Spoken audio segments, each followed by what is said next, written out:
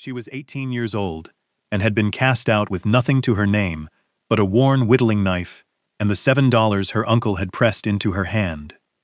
And with one of those dollars, she bought a deserted ranch on the edge of the territories, a place nobody wanted.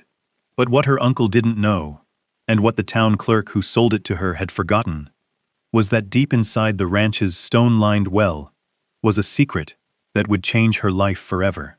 Settle in close with us for this one, and let us know in the comments where you're watching from tonight.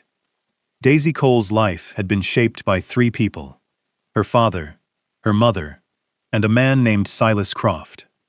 Her parents, Thomas and Mary Cole, had run the Mercantile in Prairie Ridge, a small but tidy business that sold everything from flour and salt pork to calico fabric and iron nails. They were quiet, decent people who loved their daughter with a steady, uncomplicated warmth. They taught her sums on a slate behind the counter and how to read from the pages of the catalogs that arrived by wagon twice a year. But a fever had swept through the valley when Daisy was 12, taking both of them within a week of each other, leaving her in the care of her father's only brother, Thaddeus. The second person to shape her, Silas Croft, was the town's blacksmith and wheelwright, a widower with hands as broad and calloused as leather aprons. He had been her father's friend, and after her parents were gone, he saw the lonely, watchful girl and offered her a place in the warm, clangorous world of his smithy. He never spoke of pity, only of work. He taught her the names of tools, the froe for splitting shingles, the adze for shaping beams, the draw knife for smoothing wood until it felt like river stone. He showed her how to read the grain in a piece of oak, how to temper steel so it would hold an edge, and how to mix a chinking mortar of clay, sand, and horsehair that would seal a cabin against the winter wind. He taught her that there was no such thing as useless, only things that had not yet found their purpose. On her 16th birthday, he gave her a small whittling knife. Its blade was fine German steel, and its handle was a piece of juniper he had sanded and oiled until it fit the curve of her hand perfectly. It was the only gift she had ever received that felt entirely her own, and she carried it, always.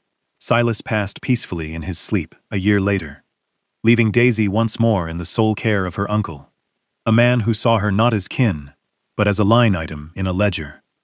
The ejection, when it came, was as quiet and bloodless as an entry in that same ledger. It happened on a Tuesday morning in late September, the air crisp with the coming autumn.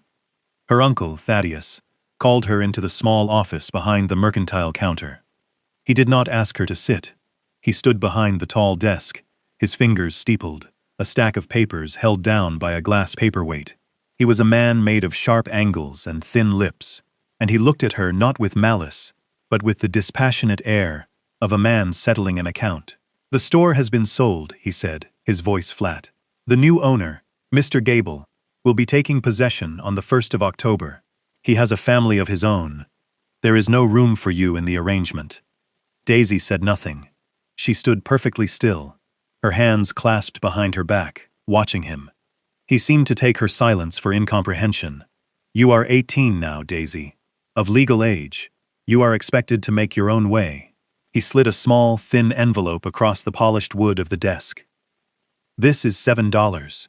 It is what remains after settling your parents' final debts to my accounts, for your board, and keep these past 6 years.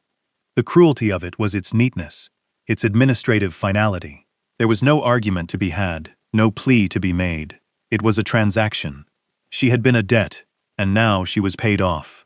She took the envelope, the paper flimsy and weightless in her hand. She did not cry. The lessons of Silas Croft had been about more than wood and steel. They had been about bearing weight without breaking. She simply nodded once, turned and walked out of the office. She went to the small room at the back of the store that had been hers, and she gathered her few belongings into a canvas sack: a change of clothes, a blanket, a small tin of matches, and the worn copy of Robinson Crusoe her mother had read to her. Finally, she slid the juniper-handled whittling knife into her pocket, its smooth, familiar shape a small, hard point of solace. She walked out the back door, closing it softly behind her, and did not look back at the only home she had ever known.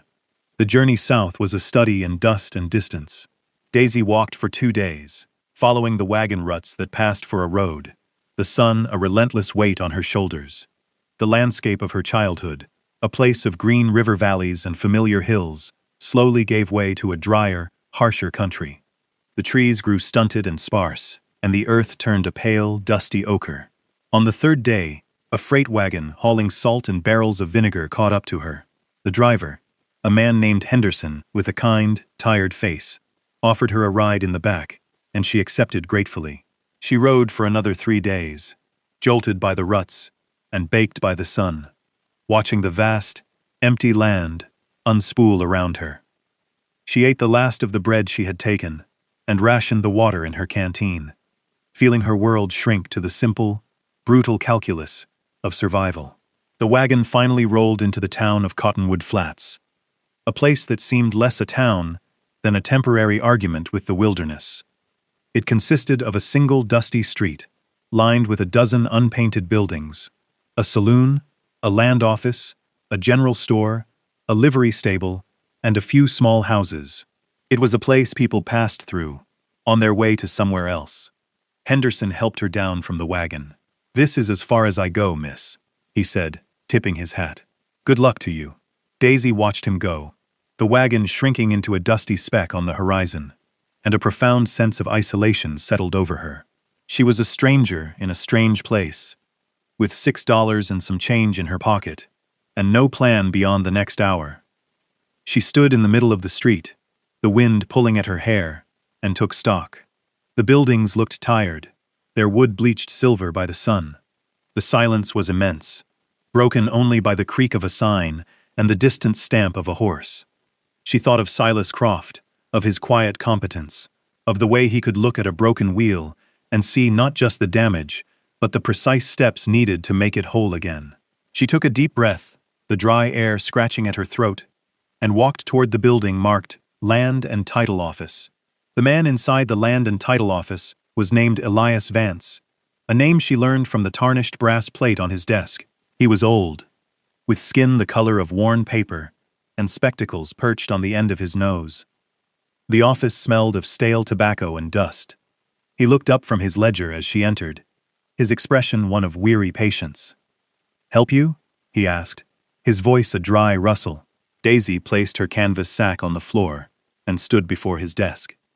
"I'm looking for a place," she said simply. "Land, a claim, something I can afford." Vance gave a short, humorless laugh. He gestured vaguely at the maps on the wall, a patchwork of claims and homesteads. "Everything worthwhile is taken, girl. Has been for years. Unless you've got $1,000 and a mind for ranching on a grand scale, there's nothing here for you." Daisy's hope, a small and fragile thing, began to wither. She thought of her $6. "There's nothing at all?" she asked, her voice quiet but steady. The clerk paused, tapping a long finger on his ledger. He looked at her then, truly looked at her for the first time, seeing not just a traveler, but a young woman standing alone, with a straightness to her spine that spoke of something other than desperation. A flicker of something, memory, or perhaps pity, crossed his face. "There is one place," he said slowly, as if pulling the thought from a dusty corner of his mind. "The old Hatcher place. North of here, up near the dry creek. Been on the books for 15 years. Nobody's lived there since Elias Hatcher went into the mountains and never came back." He described it in bleak terms. A one-room lined shack, a collapsed corral, a well that was probably dry. The land was poor for grazing and too rocky for farming. It was considered abandoned, unlucky. "The county took it for back taxes years ago," he finished. "We can't sell it, but the law says we can release the deed to anyone willing to assume the tax burden going forward. It'll cost you $1 for the filing fee." He looked at her over his spectacles, expecting her to refuse. Instead, Daisy reached into her pocket and placed a single silver dollar on the desk. "I'll take it," she said. An hour later, she walked out of the office with a piece of paper that said she was the owner of 40 acres and a ruined cabin. It was a place no one else wanted, a place of last resort, but as she walked north out of town, following the clerk's crude map, she felt not despair, but a flicker of grim purpose. It was hers. The Hatcher place was even more desolate than the clerk had described. It sat in a shallow basin of land, surrounded by low, rocky hills dotted with juniper and sage. The cabin was a small, square structure of gray, weathered logs, its roof sagging in the middle like the back of an old horse. A single window stared out like a blind eye, its glass long gone. The corral fence had mostly collapsed, its posts leaning at weary angles. But the first thing Daisy truly saw, the thing that held her attention, was the well. It was 10 yards from the cabin door, a perfect circle of carefully fitted stones, rising 2 feet from the ground. It was the work of a patient hand, the stones chosen for their shape and size, laid without mortar, but locked together by skill alone. It was the kind of work Silas Croft would have admired. She spent the rest of the afternoon walking the property, her boots stirring up puffs of pale dust. The land was indeed rocky, but in the low-lying area near the dry creek bed, the soil seemed darker, richer. The cabin, for all its decay, was built on a solid stone foundation. The logs were sound, silvered by time, but not rotted. She ran her hand over the axe marks on the logs, feeling the ghost of the man who had shaped them. Inside, the cabin was a single room, empty save for a rusted, broken wood stove in the corner, and a thick layer of dust and leaves that had blown in through the open doorway and window. It was small, no more than 12 feet by 12 feet, but the roof beams were thick and true. It had good bones. As dusk began to settle, painting the sky in shades of violet and rose, Daisy knew this was a place she could work with. It was broken, yes, but it was not beyond repair. She set her sack down inside the cabin door, claiming the space. Her first priority was water. The creek was bone dry, and her canteen was nearly empty. The well was her only hope. The next morning, she found the old bucket and a length of frayed rope in the collapsed lean-to that served as a stable. She tied the rope on, her hands sure and practiced, and lowered the bucket into the dark maw of the well. It hit the bottom with a dry, hollow thud. Disappointment, sharp and cold, pierced her. But she did not give up. She knew that wells could fill with debris over time. For the rest of the day, she worked, lowering the bucket and hauling up load after load of dirt, fallen leaves, and small rocks. It was back-breaking, repetitive work. The sun beat down, and her muscles ached. By late afternoon, she had cleared several feet of debris. On the next haul, the bucket came up with something different, a rotted piece of wood. She lowered it again, and this time, as she scraped it along the bottom, she heard a distinct clink of metal against stone. She pulled the bucket up and saw what looked like an old iron hinge. She realized she wasn't just clearing debris, she was clearing the remnants of a well cover that had rotted and fallen in decades ago. Working more carefully now, she used the bucket to drag the debris toward one side. As she did, she felt it scrape against the well wall, and then it snagged on something. She pulled, and the rope went taut. She pulled harder, and she heard a grating sound. A stone had shifted. Curiosity overriding her exhaustion, she worked the bucket back and forth, nudging at the loose stone until it finally tumbled into the bottom of the well. She lowered the bucket one last time into the small cavity that had been revealed. When she hauled it up, it was heavier than before. Inside, nestled amongst the dirt and pebbles, was a heavy, oilskin-wrapped package, tightly bound with waxed cord. Her heart began to beat a little faster. She carried it over to the cabin's threshold and sat down, the late afternoon sun warm on her back. With trembling fingers, she unwrapped the cord and unfolded the stiff, waxy cloth. Inside was a small but heavy canvas sack, and beside it, a folded piece of paper, yellowed with age, but protected from the damp by the oilskin. She opened the sack first. It was filled with gold dust, shimmering in the light, and a handful of silver and gold coins. It wasn't a fortune, but it was more money than she had ever seen in her life. Enough to buy tools, supplies, a window pane, perhaps even a goat. It was enough to begin. Then she unfolded the paper. The handwriting was neat and careful, written in faded black ink. It was a letter. "To whoever finds this," it began. "My name is Elias Hatcher. I built this cabin in the spring of 1874.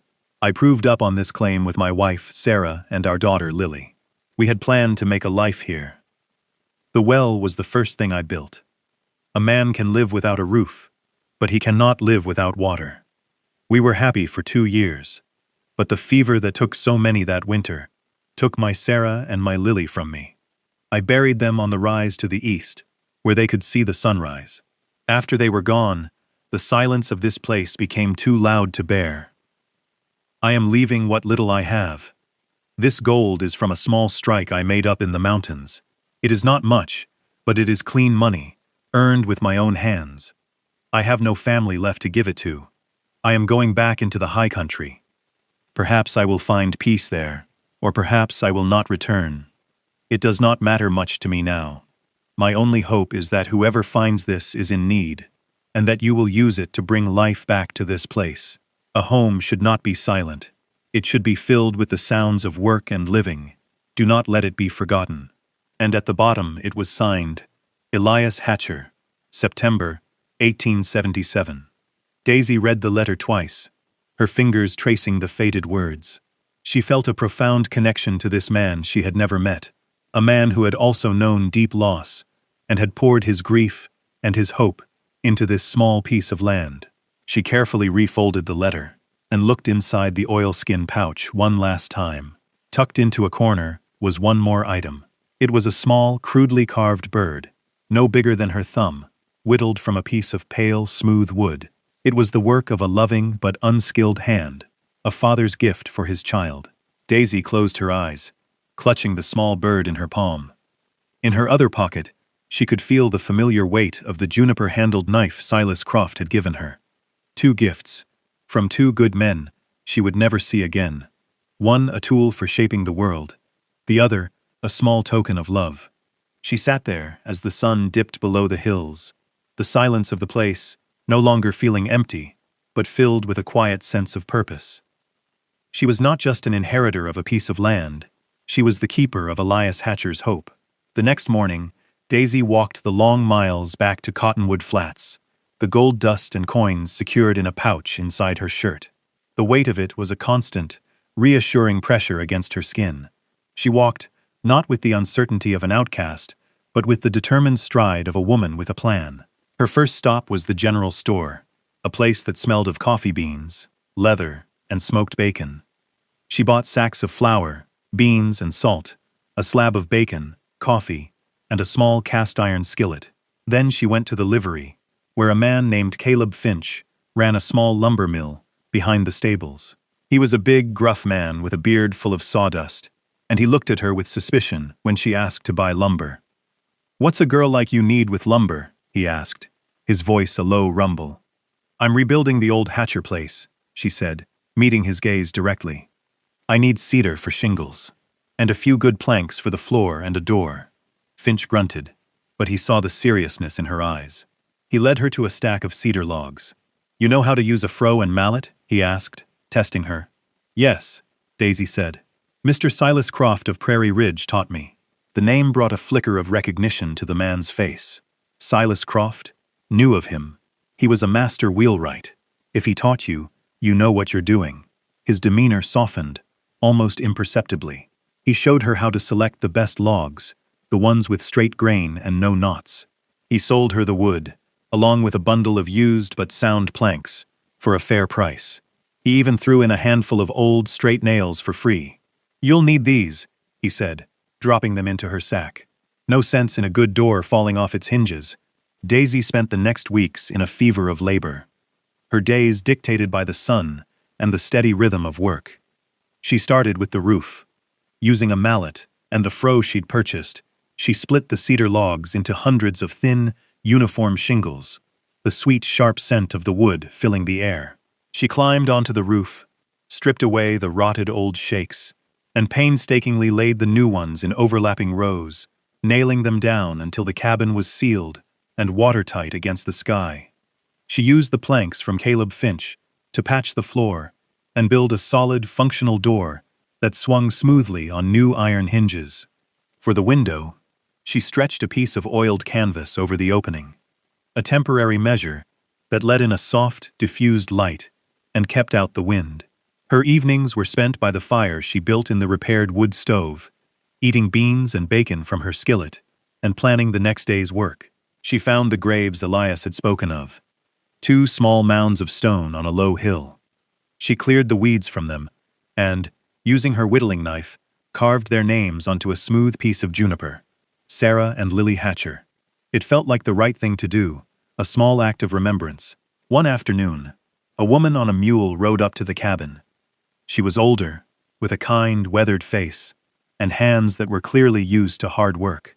"I'm Agnes Miller," she said, her voice warm. "My place is a few miles east of here. Saw the smoke from your chimney. Haven't seen that in 15 years.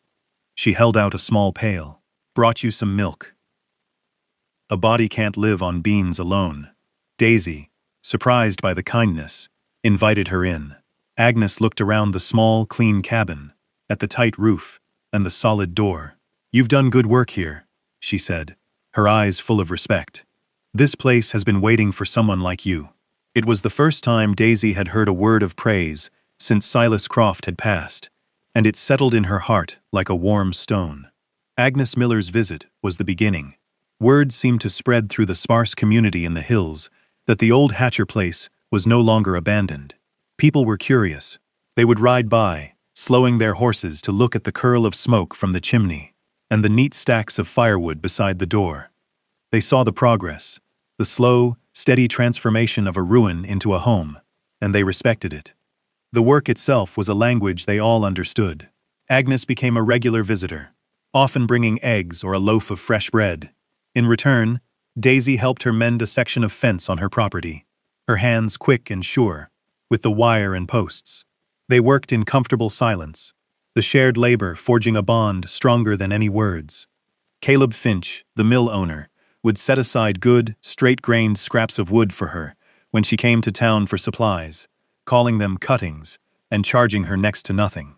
"No sense letting good wood go to waste," he'd grumble, though they both knew it was a kindness. Even the town sheriff, a quiet, observant man named Brody, made it a habit to ride out her way once a week. He would never dismount, just rein in his horse and nod. "Everything all right out here, Miss Cole?" he would ask. "Everything's fine, Sheriff," she would reply, and he would nod again and ride on. His presence was a quiet, official acknowledgement of her right to be there, a shield against any who might question her claim. She was no longer a nameless drifter. She was Daisy Cole of the Hatcher place. With the cabin secure, she turned her attention to the land.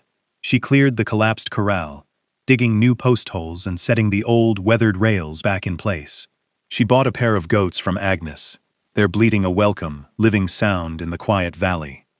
She broke the ground near the creek bed, where the soil was richest, and planted a small garden of potatoes, onions, and hardy greens, using techniques Silas had taught her about reading the soil and seasons. The well, once a symbol of her desperation, became the heart of her homestead. The water was cold, clear, and sweet. Each time she drew a bucket, she thought of Elias Hatcher, the man whose patient stonework provided for her decades after he was gone. The place was coming alive, just as he had hoped. The silence was gone, replaced by the gentle clucking of the chickens she'd acquired, the bleating of the goats, and the steady, rhythmic sounds of her own work. The chop of the axe, the scrape of a hoe, the soft thud of a hammer. It was the sound of a home being built, not just from logs and stone, but from persistence and care. One evening in late spring, a year after she had arrived, Daisy sat on the small porch she had built onto the front of the cabin. The air was cool and smelled of damp earth and blooming sage. The sun was setting behind the western hills, and the sky was a breathtaking wash of orange and purple. Her small garden was thriving, its neat rows a testament to her labor. Her goats grazed peacefully in the rebuilt corral. From the open cabin door behind her, the light of her lantern cast a warm, yellow glow. The place was no longer a ruin. It was a home. It was small and simple, but it was sturdy, warm, and entirely her own. In her right hand, she held the juniper-handled whittling knife that Silas Croft had given her. Its surface was worn smooth from years of use, a perfect fit for her palm. It was a tool of creation, a symbol of the skills and the self-reliance he had instilled in her. In her left hand, she held the small, carved bird that Elias Hatcher had left behind. It was a token of love and loss, a symbol of the hope he had placed in a future he would never see. She thought of the two men, strangers to each other, from different parts of her life, who had both, in their own ways, given her a foundation to build upon. One had given her the skills to work, and the other had given her the means and the place to do it. Then she thought of her uncle, Thaddeus, the man who had cast her out with $7, believing her to be a worthless burden. He had seen her as a liability to be disposed of, a final entry in a closed ledger. He could never have imagined this place, this life she had built, from what he and everyone else had considered nothing. He had mistaken her quietness for weakness, her solitude for helplessness. Daisy Cole was 18 years old when she arrived in this valley, an orphan with $1 to her name. She had spent that dollar on a piece of abandoned land that nobody wanted. It was the best dollar she ever spent. That quiet strength to see potential, where others only see ruin, is a rare and powerful thing. If stories like Daisy's resonate with you, the kind of stories that celebrate resilience and the quiet dignity of hard work, consider subscribing to our channel for more tales from the forgotten corners of history. And we'll leave you with this question to ponder. Have you ever found value in something that everyone else had given up on? Share your thoughts with us in the comments below. We read every one.